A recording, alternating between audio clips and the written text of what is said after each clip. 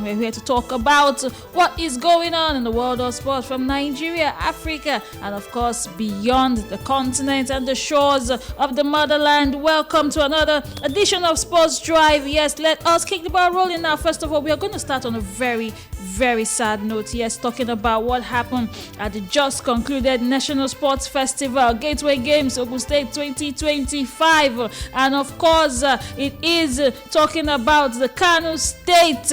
Yes, the Kano team at the National Sports Festival who are actually involved in a ghastly, terrible accident right there coming back home from the National Sports Festival, and it has been clear that up to 22 people lost their life. Yes, when the Toyota Coaster bus carrying most of the athletes, talking about the last batch that ended their games on the 30th of May, which is actually when the National Sports Festival was concluded. Now, of course, at the end of the National Sports Festival that happened right there in Ogun State, 30th of May, many teams left Ogun State. Some were already taking their athletes home, but until the very last day, athletes that have, and of course, talking about participants that have games on that very last day, you have to stay behind. Now, of course, talking about the Kano team, one of the coaster buses belonging to the Kano Sports Commission went off a bridge and tumbled off the Kiromara bridge along the Kano-Kaduna Expressway, which is just 50 kilometers from Kano, from their destination, after going almost all day and all night from, of course, Abeokuta, from Ogun State. And of course, the bus was carrying up to 30 people, including the coaches, assistant coaches, drivers, mechanics, journalists, doctors. Yes, and of course, after the accident, it was revealed that up to 22 people lost their lives on that bus, and of course several others were injured, leaving just one person without injuries. Now, of course, the survivors were taken to the Kura General Hospital, while most of the bodies were deposited in the Nasarawa General Hospital morgue. Yes, and of course families were notified to come and ID and take the bodies of their loved ones for burial arrangements. A very sad event it is. Now, one of the survivors described how the bus had stopped a few times due to mechanical issues, and of course it stopped a few times on the road because they had to repair and continue their journey back to Kano State. Yes, talking about Dorothy Okubulike, yes, who actually said that it was quite a sad event how it ended, knowing that the bus had quite a lot of problems, but they still went on, talking about how the bus eventually crashed. She is one of the survivors. She is a participant in kickboxing who actually was on that bus, but she survived, of course, but 22 others lost their lives. Now, Kano State Governor, and of course talking about regarding what has happened, has said that they are going to donate the sum of 1 million each to each of the families who lost someone in this accident, and this is a tragedy for the nation. Yes, it is. Now, Kano State, they ended up 13th on the log with of course 6 gold medals, 13 silver medals, and 10 bronze, and one of the gold medalists actually lost his life in that accident, talking about the kickboxing champion. Now, of course, this is a very sad event, and of course we are sending our thoughts and prayers and condolences to the families who have lost people in this tragic accident. And of course, this is a very sad one, talking about in the sporting world, talking about what is going on right now in Nigeria. The National Sports Festival just concluded. National Sports Festival, we were here talking about the table, and of course how athletes were giving their all in this game, not knowing that some will never get to go back home and see their families again. What a sad one it is, and hopefully such a thing will never occur again.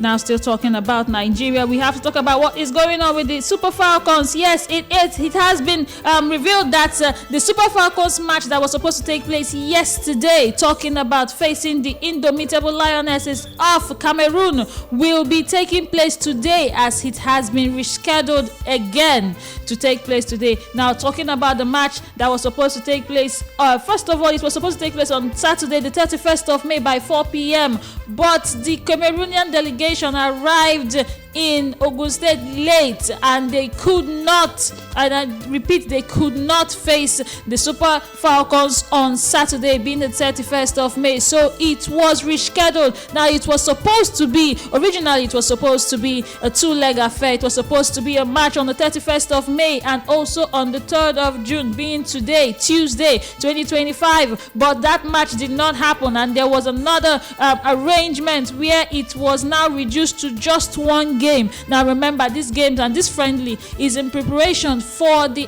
Women's African Cup of Nations that will be taking place in July. Yes, it is less than a month away now, and it is for the Super Falcons, who are actually right there in the Women's African Cup of Nations. But Cameroon did not qualify. Yes, but this is a preparation for the Super Falcons. Now, that match was supposed to take place on Saturday. It did not happen, and it was rescheduled for Monday, the 2nd of June. But CAF said no, it will still remain with the initial agreement. Nobody will change anything, and the match has been rescheduled again to take place today by 4 p.m. So if you are looking for a match to watch, knowing that the season is over, there are still matches that are going on before the Club World Cup, and the Super Falcons will be facing the indomitable Lionesses of Cameroon today by 4 p.m. Yes, in the MKO Abiola Stadium, Abeokuta.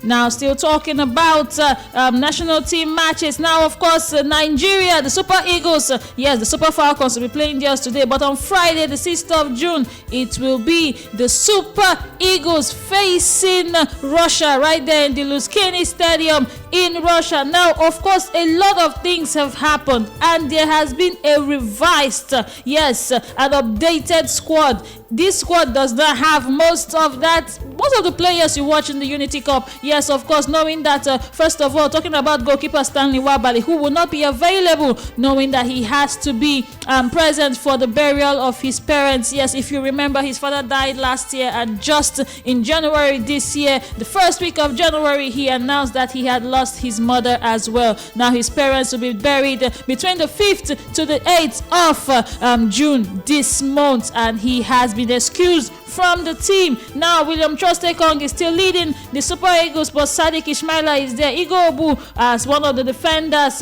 Bright Osai, Samuel, Bruno Yemechi, Oluwasemilogo Ajayi, and Benjamin Fredericks, who plays for Brentford Team B, has been included in the defenders. Now, for midfielders, we have Xavier Isaac, Frank Onyeka, Christian Tusuche of Getafe, Papa Mustafa, yes, of Tornadoes, and of course, Fisayo Dele Bashiru and Raphael Onyedika. These are the midfielders we have. Now, for the forwards, this is where we have problems. We have only 4 so far: Olusegun Olakunle, Moses Simon, Victor Boniface, and Tolu Arokodare. These are the only forwards available right now, as 6 of the Super Eagles players have been excused. Yes, with Olaina excusing himself from the team. We also have Cyril Dessas, who has not been included in this particular lineup. He was not included in this particular lineup. Now, still talking about people that have been excused, we also know that, of course, Samuel Chukwueze and Kelechi Iheanacho are absent as well due to family commitments, as they have called it. Now, Sadiq Umar has been sidelined with injury. Nathan Teller cannot travel as his UK passport is still undergoing reunion. Yes, and of course, there are still players that were not involved. Wilfred Ndidi has an injury, and of course, he will not be part of that team. Like I said before, Olaina has withdrawn from the squad, and of course, we have only Sadiq Ismaila of Remo Stars and Benjamin Frederick taking much of the positions right now. Now, that is how it stands. Maduko Okoye is still available for the Super Eagles, and he's right there in Russia, as the Super Eagles landed in Russia on Monday night in preparation for for the game on Friday.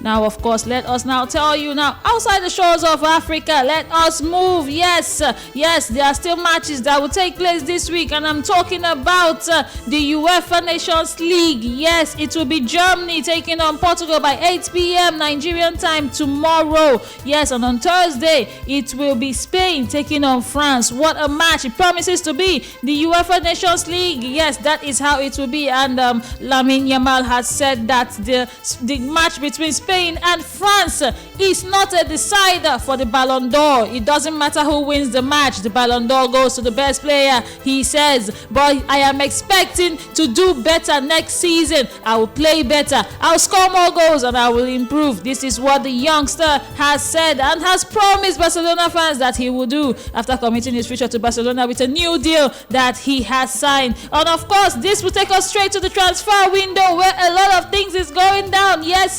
Chelsea, they seem to be hot on the market. Chelsea have just signed another player, talking about Dario Esugo from Sporting CP, and they signed this new player, talking about Dario Esugo from Sporting Lisbon, and they paid nothing less than £18.5 million with no add-ons. Now the 20-year-old he's supposed to be joining Chelsea and will stay for an 8-year deal until 2033. What is it with Chelsea and these long deals? They know how to secure them indeed. Now, of course, still talking about Chelsea, they have their sights on Jamie Gittins of Borussia Dortmund. Yes, they are now shifting their interest to Jamie Gittins of Borussia Dortmund, hoping to sign the 20-year-old winger who was a target in January and has remained high on the list of 8 or 9 attacking names that Chelsea are working on this summer. And of course, all this is in preparation for the Club World Cup that will be coming up on the 15th of June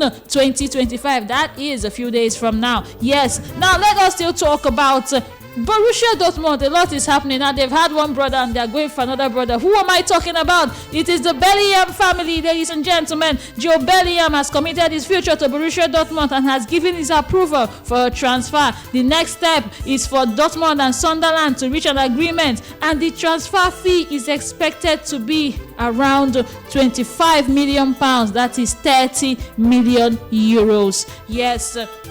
And of course, let us now talk about Manchester United. Yes, talking about the transfer window for Manchester United. Oh my God, it is now clear that Man United have signed Matheus Cunha, but they are now going for Brentford's Mbeumo. Yes, Manchester United are interested in Brentford's forward Brian Mbeumo, who is understood to want no other club but Manchester United. Yes, now no talks have taken place between the clubs, but formal discussions are now expected to proceed. Man United will face competition from a number of Premier League clubs who are also looking for his signature. Now, of course, this is with doubts over futures of Alejandro Garnacho and Bruno Fernandes. Bruno Fernandes, who is still on the radar of Saudi Arabia's Al Hilal, who have said it that they are confident of getting Bruno Fernandes the signature around the region of 100 million euros. Now, remember, in January, Real Madrid made an offer for Bruno for 90 million, but he refused to leave Manchester United, and Amorim says